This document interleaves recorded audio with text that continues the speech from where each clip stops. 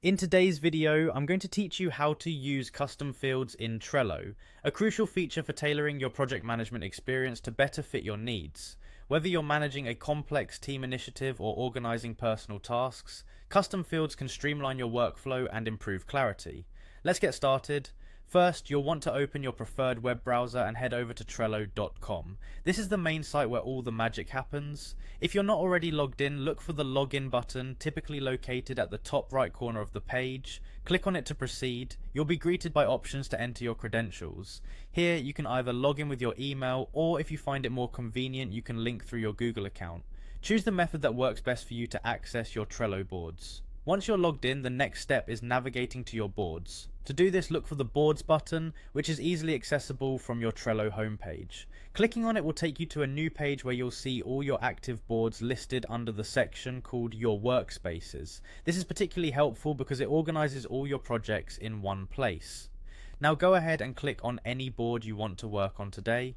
With your board open, you'll want to focus on the individual cards, as these serve as the milestones or individual tasks within your project.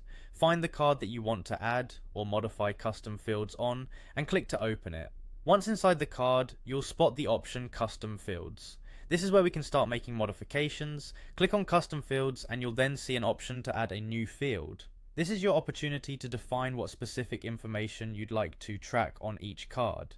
Choose a field name that represents the data you need to capture, like deadline, priority, or any custom parameter that suits your workflow. After naming your field, you'll need to decide on the type of field that best fits your needs.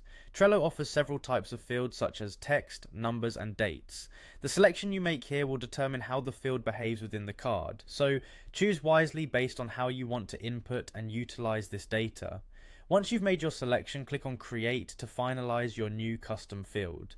Now that your custom field is created, you'll probably want to make it easily noticeable. Click on Highlight to ensure that it stands out within the card interface, making it accessible at a glance.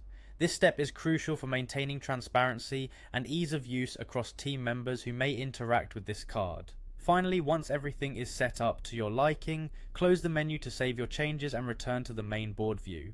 And just like that, you've successfully added a custom field to one of your Trello cards, making your project tracking more efficient and tailored to your specific needs. Happy organizing with Trello!